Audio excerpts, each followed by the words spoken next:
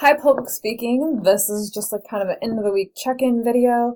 This week I did this wrong. Hi, public speaking. I'm just checking in with you here in the middle of week 3, and this week's focus is on anxiety, which is well timed because I've been reading a lot of your responses to some of your reflection papers from last week and a little bit from this week. And yeah, anxiety is a concern in this class. That doesn't surprise me. I've taught a lot of public speaking and it's typically the number one concern. And so I hope you realize a lot of you figured this out. And when you did the assessment, anxiety is normal. I think I've already said that before to all of you in another video, but anxiety is pretty normal.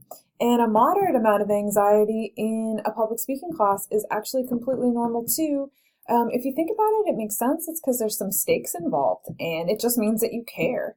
Now, if you had like a really high amount of anxiety, now you might be sort of out of the range average, but it's still manageable. It's still something you can do something about. So I think a lot of the time students think that they can't do anything about your anxiety, and that's not true.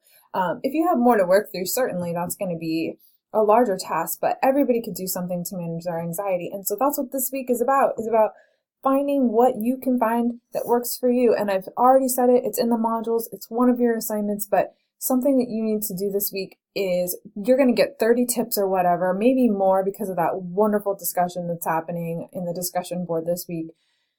Your job is to look through those tips and find at least 5 things that you can try out to help manage your anxiety.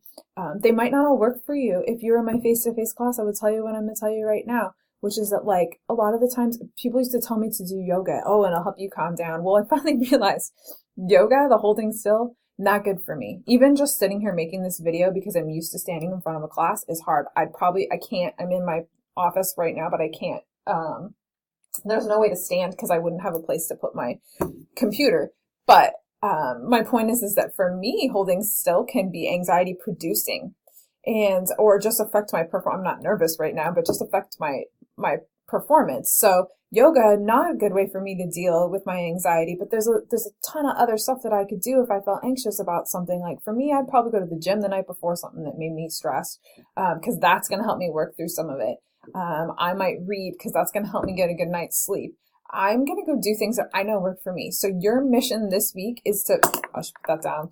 That didn't work so well, right? Your mission for this week is to try to find 5 things that you're going to do to help yourself manage your anxiety when you give your speeches in this class. And I'm also going to, and remember, it doesn't have to be perfect, okay? Your speech does not have to be perfect. A lot of people really felt like their flip grids had to be perfect. I'm going to post this video where I just did this weird thing with the pen just to prove to you it doesn't have to be perfect. It's not that big of a deal. You're not going to remember that in 5 days. So the thing that the pen, I mean. So it doesn't have to be perfect. Sometimes you just need to get in, get done. And also remember, nobody can do the anxiety steps but you. I can give you lots of help. Your friends can give you lots of help. You could go talk to a counselor and they'd be awesome. You could take some CAS workshops. All those things will give you tools and tips, but the only person who can implement them is you. So we'll support you. We'll be your cheerleading squad. We'll give you ideas. I will help. But you have to be the one to take the steps forward to actually, do the yoga, go to the gym, whatever it is that's going to work for you.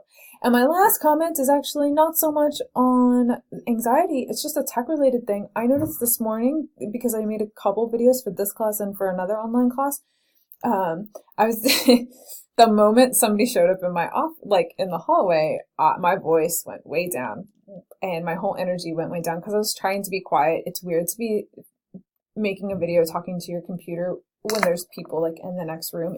It feels super awkward. So I'm mentioning this to you because that's something that you might experience. And when we go to give our speeches here in a couple weeks, I think it's week 7 is the first speech.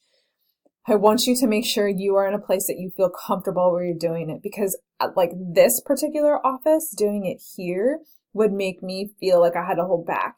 If I did it at home where my office is, I'm less likely to get interrupted at home, I guess, because if the door is closed, it's like, I'm working, give me 10 minutes or whatever it is. That's going to be easier for me because I can control the environment better there. So try to find a place where you can control your environment when you're making your videos. I'm not so worried about Flipgrid, but for your your 3 speeches rather, try to do that. I hope you're having a good week, and please email me if you need help.